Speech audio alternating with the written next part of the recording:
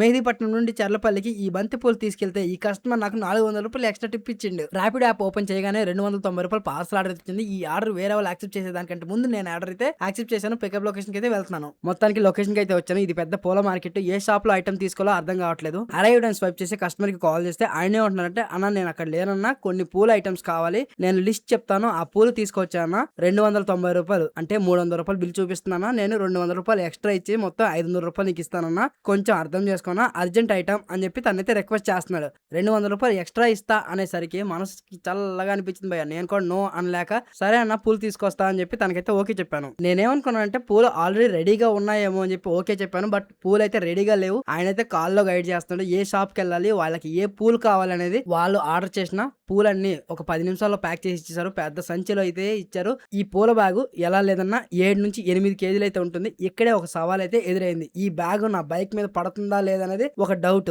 పట్టినా పట్టకపోయినా ఎలా అయినా సరే అడ్జస్ట్ చేసి తీసుకెళ్ళాలి. ఒకటే బ్యాగ్ కదా అని మనసులో అనుకుంటుండగా కస్టమర్ మళ్ళీ కాల్ చేసి, అన్న ఇంకొన్ని ఐటమ్స్ ఉన్నాయన్నా, వేరే షాప్కి వెళ్ళాలి అని చెప్పి వేరే షాప్ అడ్రస్ చెప్పిండు. వాళ్ళు చెప్పిన షాప్ అడ్రస్ కి అయితే వచ్చాను. ఇక్కడ కూడా ఐటమ్స్ ప్యాక్ చేసి లేవు. ఒక 10 నిమిషాలు టైం పడింది. నా ముందే ఐటమ్స్ అన్ని నీట్ గా కవర్ లో ప్యాక్ చేసిండు. 10 నిమిషాల తర్వాత ఐటమ్స్ కవర్ అయితే ఇచ్చేసిండు. మొత్తానికి ఆయన చెప్పిన ఐటమ్స్ అన్ని పిక్ చేసుకున్నా. దీనికంటే ఇంకొక ఐటమ్ ఎక్స్ట్రా చెప్పినా ఇక నా బైక్ లో రావు అని చెప్పేసి అన్న. కస్టమర్ సార్ దగ్గర ఓటీపీ తీసుకుని ట్రిప్ అనేది స్టార్ట్ చేసిన. ఇక్కడ నుంచి నావిగేషన్ చూస్తే 31 కిలోమీటర్లు అయితే చూపిస్తుంది. నియర్ బై గట్కేసర్ అయితే చూపిస్తుంది. అక్కడ నుంచి 1 కిలోమీటర్ ముందుకు వెళ్ళిన తర్వాత హెవీ ట్రాఫిక్. ఈ ట్రాఫిక్ లో ముందుకు వెళ్ళలేను, వెనక్కి రాలేను. కరెక్ట్ గా కోటి వచ్చాను. కోటిలో మళ్ళీ హెవీ ట్రాఫిక్. ఈ సిగ్నల్ దగ్గర మళ్ళీ 15 నిమిషాల నుంచి స్ట్రక్ అయిపోయాను. హైదరాబాద్ లో ఈవినింగ్ టైంలో ఉన్నంత ట్రాఫిక్ ఇంత అంత కాదు.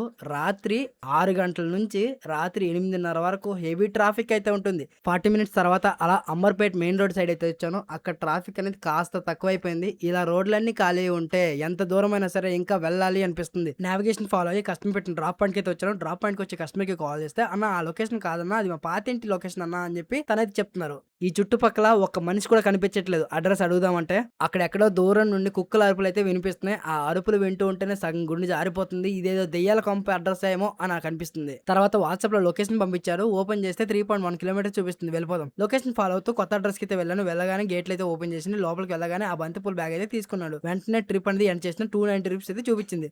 బట్ ఈ కస్టమర్ నాకు ఇంకొక ₹400 ఎక్స్ట్రా టిప్ అయితే ఇచ్చిండు. అదేంటన్నా 200 ఇస్తాను అని చెప్పారు కదా, ఇప్పుడు 400 ఇస్తున్నావు ఏంటి అని అడిగితే, తమ్ముడు నీ టైంని వేస్ట్ చేసుకున్నావు, అంటే నా టైంని సేవ్ చేసావు కాబట్టి ఈ మనీ నీకు ఇవ్వడంలో ఎలాంటి తప్పు లేదు. ఈ డబ్బులు నువ్వే ఉంచుకో. దాంతో పాటుగా ఈ ఏరియా చాలా రిస్కీ ఏరియా. ఈ ఏరియాలో రైడ్స్ రావు, జాగ్రత్తగా సిటీ లోపలికి వెళ్ళిపో అని చెప్పి నన్నైతే గైడ్ చేసిండు. ఇలాంటి మంచి వ్యక్తులు కూడా ఉన్నారా అని చెప్పి మనసులో అనుకున్నాను. ఈ కస్టమర్ ₹400 టిప్ ఇచ్చిందంటే మీలో కొంతమంది నమ్మకపోవచ్చు. ఈ టాపిక్ పైన ఒక ఫుల్ వీడియో ఉంది, ఆ వీడియో చూడండి.